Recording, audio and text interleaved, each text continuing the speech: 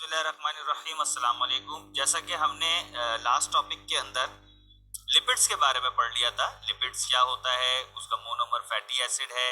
ये fatty acid जो है वो कार्बन 12 से लेके 20 तक का एक ऑर्गेनिक कंपाउंड होता है। अच्छा, फिर हमने ये देखा था ग्लिसरॉल क्या होता है, जिसमें OH ग्रुप लगा हुआ ऑर्गेनिक कंपाउंड के साथ ये ग्लिसरॉल और फैटी एसिड मिलकर ट्राइग्लिसराइड, जिसको हम फैट कहते हैं, वो बना देता है। और इस तरह बनाता है कि OH ग्रुप ग्लिसरॉल का हटेगा और ईस्टर ग्रुप लग जाएगा, यानी कि कार्बन के दोनों सराउंड पे ऑक्सीजन होगी। ठीक है, तो स्टेरिफाइड कहते हैं इसको। आज का जो हमारा टॉपिक है वो है saponification. Saponification basically a process of manufacturing of soap। ये साबुन बनाने का एक प्रोसेस है। साबुन इसी तरीके से बनता है। अच्छा, किस तरीके से बनता है साबुन, अब हम इसको ये देखते हैं कि साबुन बनेगा फैट से, यानी कि चर्बी से, या ऐसे तेल से जिसमें फैट्स हो, यानी कि फैट से बनेगा बस। और इसके साथ आप कोई भी अल्काली यानी कि बेस मिला लें, जैसे हमारे पास मोस्ट कॉमन है NaOH। तो ये क्या करेगा, ये हमें जो है वो सोप बना के दे देगा। बहुत सिंपल प्रोसेस होता है कि आप क्या करते हैं कि आप बकरा ईद के अंदर गाय की चर्बी होती है, उसको आप पतीली में लें और उसको आप हीट करना शुरू कर दें। और हीट करने के साथ साथ आप उसको चमचे से घुमाते जाएं, घुमाते जाएं, घुमाते जाएं। और इस दौरान आप NaOH डाल दें और उसको आप घुमाते जाएं, घुमाते जाएं, घुमाते जाएं। थोड़ी देर बाद ये होगा कि एक पेस्ट नुमा स्ट्रक्चर बन जाएगा, यानी कि गाढ़ा गाढ़ा सा स्ट्रक्चर बन जाएगा, पेस्ट जिसे हम कहते हैं। उस पेस्ट को हटाएंगे तो नीचे लिक्विड होगा। वो लिक्विड जो है वो कहलाता है ग्लिसरीन, जिसको आप वैसलीन वगैरह के तौर पर यूज करते हैं। और वो जो पेस्ट है उसको आप किसी भी सांचे में लें, दिल नुमा स्ट्रक्चर हो, चकोर हो, उसमें आप उसको ठंडा कर दें ताकि वो जम जाए, तो वो आपका बन गया साबुन। अब वो तो उसमें आप फ्रेग्रेंस डाल दें, कलर डाल दें, तो वो डिफरेंट किस्म के प्रोडक्ट्स बन जाते हैं। लेकिन साबुन बेसिकली इन दो चीजों से मिलकर बनता है, एक फैट और एक अल्कली। ठीक है, अब हम जरा इसको प्रैक्टिकली देख लेते हैं। भाई, फैट्स और अल्कली हम इसको कैसे बना रहे हैं। सपोज करते हैं कि हम जो है वो एक फैट ले लेते हैं। आपको पता है फैट कैसे बनता है, CH2 CH CH2, ये ट्राइग्लिसरॉल था, लेकिन इसके साथ OCO ईस्टर ग्रुप लगेगा, है ना भाई। और फिर उसके साथ कोई भी हमारे पास एक जो है वो फैटी एसिड होगा। फैटी एसिड मतलब C17H35 ले लेते हैं हम, C17H35 ले लेते हैं हम, C17H35 ले लेते हैं हम। ये आपका ट्राइग्लिसराइड बन गया। मैं यहां लिख देता हूं ट्राइग्लिसराइड। इसको हम सिंपल ट्राइग्लिसराइड भी कह देते हैं।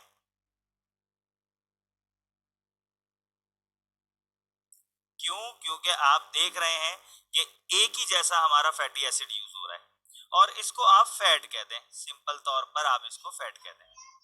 इसको आप रिएक्ट कर रहे हैं NaOH के साथ। चूंकि हम ये देख रहे हैं कि हमारे पास फैट्स में 3 मोल हैं, तो हम NaOH भी 3 लेंगे। ठीक है जी। अब जब हम 3 लेंगे तो हमारे पास क्या होगा, सबसे पहले तो हमारे पास ग्लिसरॉल अलग हो जाएगा। ठीक है, यहाँ पर मैं ऊपर लिख देता हूँ। अभी हमने आपको प्रोडक्ट बताया था ना कि आपने फैट्स लें और उसको आप पतीली में घुमाते रहें, फिर NaOH डालें, तो फिर आपका जो पेस्ट होगा, पेस्ट हटाएं, नीचे आपका जो है वो ग्लिसरीन होता है, तो वो बेसिकली आपका ग्लिसरॉल है। तो आप सबसे पहले तो एक ग्लिसरॉल अलग कर दें, CH2 CH CH2, और इनके साथ OH लगा दें। ये हम कल की क्लास में हमने डिस्कस किया था। ये तो आपका हो गया ग्लिसरॉल। ठीक है, अब आप देखें हमारे पास क्या प्रोडक्ट बच गया। गौर से देखें, मैं रेड पेन से बता रहा हूं। CH2 CH और CH2 अलग हो गया, और ये 3 OH अलग हो गए, इसके साथ मिलके आपका ग्लिसरॉल बन गया, है ना भाई। अब आपके पास जो रिमेनिंग प्रोडक्ट बचा, वो क्या रिमेनिंग प्रोडक्ट बचा, C17H35 COO, ये रहा C17H35 COO, ये बच गया, और ये Na के साथ जुड़ जाएगा COONA। चूंकि ये तीन है, C17H35 COONA, C17H35 COONA, इसको आप यू भी लिख सकते हैं, या आप इसको यू भी लिख सकते हैं कि C17H35 COONA और बाहर 3 लिखते हैं। ठीक है, एक ही बात है। ये है आपका सोप, तो ये आपका सोप तैयार है। ठीक है जी, क्लियर हो गया। हमारे पास सोप बनाने का भी तरीका आ गया हमारे पास। अब हमारे पास जो नेक्स्ट टॉपिक है, वो नेक्स्ट टॉपिक है हाइड्रोजिनेशन। हाइड्रोजिनेशन का मतलब क्या होता है? एडिशन ऑफ हाइड्रोजन, हाइड्रोजन का इजाफा करना। अब चूंकि हम हाइड्रोजन का इजाफा किस में कर रहे हैं? फैट्स का टॉपिक पढ़ रहे हैं, इन फैट्स। ठीक है, चले भाई फैट्स का एक फॉर्मूला लिख लें। CH2 CH CH2, आगे OCO, ये ईस्टर ग्रुप लग गया। ठीक है, और आगे आप कोई एक फैटी एसिड तो जोड़ दें, C17H33 C17H33 C17H33, ये मैंने फिर सिंपल ट्राइग्लिसराइड ले लिया। अब चूंकि मैं हाइड्रोजन जोड़ रहा हूं और चूंकि ये 3 मोल है तो यहां पर भी 3 मोल आएंगे। ठीक है, अब आप देखें होगा क्या। हमारे पास जो प्रोडक्ट बनेगा CH2 COO C17H33 की जगह हो जाएंगे 35 CH COO C17H35 CH COO C17H35। बस फर्क ये होगा कि ये इस वाले कार्बन से जुड़ेगा और ये इससे जुड़ेगा। ये हमारा हाइड्रोजिनेशन हो गया और इसका फॉर्मूला होता है स्टेरिन कहलाता है। ठीक है जी, उसके बाद एक छोटा सा टॉपिक आता है रेंसिडिफिकेशन। रेंसिडिफिकेशन ये क्या है? ये होता है कि अगर आप फैट्स और ऑयल ले लें, यानी कि आपने